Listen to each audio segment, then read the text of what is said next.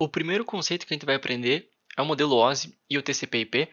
Ele é um conceito mais abstrato, tá? Então, não necessariamente tudo que tu vai ouvir e aprender sobre o modelo OSI tu vai também aplicar no dia a dia, justamente porque eles são abstratos, tá? É mais para tu entender como a comunicação entre dispositivos funciona, tá? E o OSI basicamente aí é o mais comum, tá? E ele foi inventado então para padronizar justamente a comunicação entre dispositivos, né? Porque uma vez tu tinha lá diferentes marcas que faziam diferentes softwares e hardwares, e daí, se tu colocasse eles na mesma rede, eles não sabiam se comunicar, porque eles tinham padrões e protocolos, e enfim, toda a comunicação era diferente. E por isso que então surgiu o modelo OSI justamente para, né, facilitar essa comunicação entre os dispositivos. E é claro, né, hoje com o avanço da tecnologia, basicamente todos os dispositivos e máquinas aí se conversam entre si, pelo menos falando a nível de rede e computadores, né? Que, obviamente, se tu fazer um dispositivo IoT que converse somente com outros dispositivos IoT ou, sei lá, específicos para fábrica, para empresa, mas aí eu tô indo um pouco além, tá? No geral, os dispositivos então já têm a capacidade de todos de se comunicarem entre si hoje em dia. Então, por que a gente utiliza o modelo OSI? Então, para aprender, entender um pouco melhor os conceitos, e o modelo OSI também ele ajuda muito a tu fazer troubleshooting, né? Tu resolver os problemas. Então, se eu sei, por exemplo, que o problema está acontecendo na camada, e o modelo OSI ele é dividido por camadas, né? Então, se eu sei que o modelo está acontecendo na camada, o problema está acontecendo na camada 3, na camada 4, eu consigo, né, focar naquela camada e então conseguir diminuir, né, a quantidade de possíveis problemas e aumentar, né, as possíveis soluções que eu posso praticar para resolver aquele problema, certo? Então a gente meio que acaba focando em si aonde que está o problema e não, por exemplo, na comunicação inteira, tá?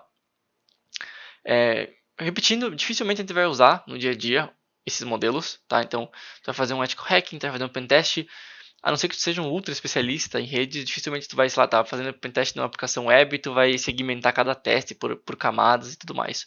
Mas, como eu comentei, isso é bom para tu aprender os conceitos e também para tu aprender, eventualmente tu vai usar algum dia na tua vida.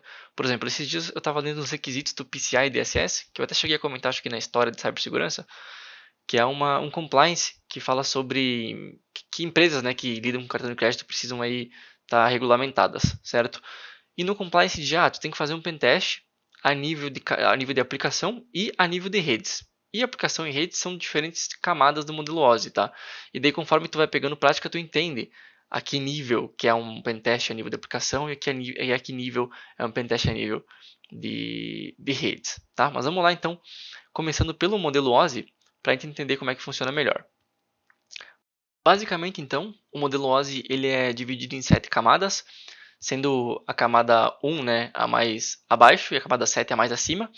E quanto mais acima, assim, mais fáceis elas são de tu entender, de tu ver a camada funcionando em si, né? E tu colocar a mão na massa, por exemplo. E quanto mais para baixo, mais abstratas elas vão ficando, certo? Porque, por exemplo, na camada física é basicamente aí bits e não, nem bits, né? Camada física aí seriam, sei lá, os feixes de luz da comunicação da fibra ótica, por exemplo, ou a comunicação que está rolando dentro do cabo de rede. Então eles ficam aí cada vez mais abstratos. Começando pela camada 7, então, basicamente na camada 7, a de aplicação, é onde o usuário e os programas interagem com a rede.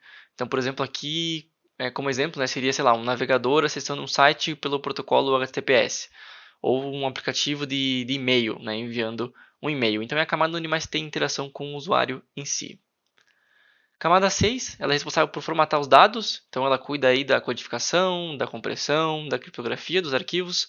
Então, um exemplo, né, juntando com o exemplo da camada 7, que seria acessar um site por HTTPS, na camada 6, aí tu tem o protocolo TLS ou SSL que faria a criptografia dessa comunicação com o site, por exemplo.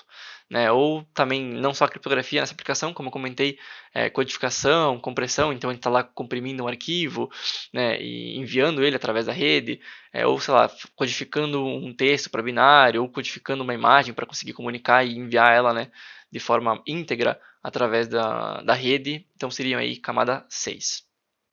Camada 5, a camada de sessão. Essa camada tem como função estabelecer e manter sessões, também finalizar elas. Então, a exemplo aí seria, sei lá, você está estabelecendo uma comunicação através do SH, que a gente fez nos exemplos do over the wire, ou tu encerrar essa comunicação do SH, ou até mesmo tu manter um login numa aplicação web através do uso de tokens. Camada 4 tem como função detectar e eliminar erros das camadas anteriores. né? E além de controlar o fluxo de dados do início ao fim. Então, essa camada ela é mais responsável para manter a integridade também da comunicação em si, e não do conteúdo. Então, mantém a integridade no sentido de ordena os pacotes corretamente, então evita, né, que um pacote seja enviado na frente do outro, até porque a comunicação não é enviada tudo num pacote só, né, ela é dividida, essa comunicação é dividida em diversos pacotes. Ela evita perdas de pacotes, dependendo do protocolo que está sendo utilizado, né, porque tem o protocolo TCP e o UDP, e eles têm diferença nessa perda de pacotes, então a gente vai aprender um pouco sobre os diferentes protocolos, e basicamente então essa camada é responsável por garantir aí a entrega dos dados de ponta a ponta. Aí camada 3, a função da camada 3 seria definir os caminhos que os pacotes percorrem, então a comunicação entre redes, né, inter-redes. Então um exemplo seria, sei lá, um pacote que sai da minha máquina e vai até um servidor na internet. Né? E daí o protocolo 3, a camada 3 é responsável por encontrar o melhor caminho para fazer essa rota e justamente faz, né, e mapeia essa rota aí. A camada 2 é o enlace, então não é enlaces, né, seria a camada de enlace, mas basicamente essa camada aí ela garante que os dados cheguem sem erro também entre dispositivos da mesma rede. Então aqui a gente já não está falando entre diferentes redes, e sim na mesma rede. Então, por exemplo, da minha máquina até o roteador, certo? Camada 1 é a camada física, então, é a que eu comentei que é a mais abstrata. Então aqui seria a função dela seria justamente a transmissão via o cabo de rede, né, via bits físicos que a gente chama através da própria feixe de luz, a fibra ótica, por exemplo, ou ondas de rádio, etc. Mas a parte física em si mesmo, né, física falando da matéria física, certo? Então aqui exemplos, né, que nem eu comentei, mexeria mais com cabos de redes, Wi-Fi, fibra ótica e tal. Aí só dando um exemplo para vocês, caso você já sabe a diferença de um firewall e de um Web Application Firewall, basicamente um firewall ele atua na camada 4 e um Web Application Firewall ele atua na camada 7. Tá? Então às vezes quando tu quer explicar a diferença de um firewall e de um Web Application Firewall, tu pode usar o modelo OSI, e a gente vai fazer isso quando a gente chegar na explicação de Firewall e Web Application Firewall. Beleza? Mas basicamente esse aí então seria o modelo OSI. Vamos para o modelo TCP/IP. O modelo TCP/IP, então, ele é dividido somente em 4 camadas e não 7, então ele é um pouco mais simplificado, mas basicamente o que eu vou falar aqui é repetição do modelo OSI, só que dividido de uma forma diferente, né? Até porque eles são modelos diferentes, mas eles servem para a mesma coisa. Então, a camada 4 é a camada de aplicação, igual ao modelo OSI, então é mais a parte da interface com o usuário final, então o usuário acessando a aplicação web, acessando um e-mail. A camada 3 é a camada de transporte, que daí seria o semelhante à camada 4 do modelo OSI, que serve mais para garantir a entrega dos dados entre um host e um destino. Né? Então ali tem o protocolo TCP, o protocolo IDP, garantir integridade e tudo mais. Camada 2 é a camada de internet. Então essa camada ela seria responsável pelo roteamento dos pacotes da rede. Então um pacote saindo da nossa casa aqui para um servidor remoto. Então é a camada que acha, né, a rota mais rápida também e mais prática. Seria o semelhante à camada 3 no modelo OSI, né, a camada de rede.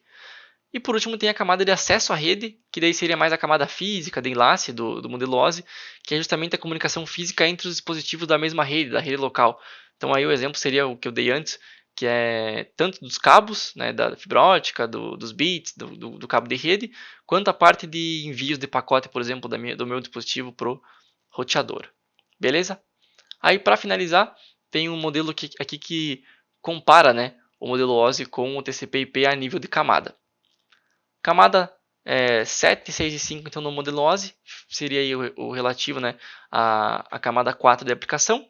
Então percebam que ele simplifica bastante aqui a camada de aplicação do modelo OSI. A camada de transporte acaba sendo a mesma, né?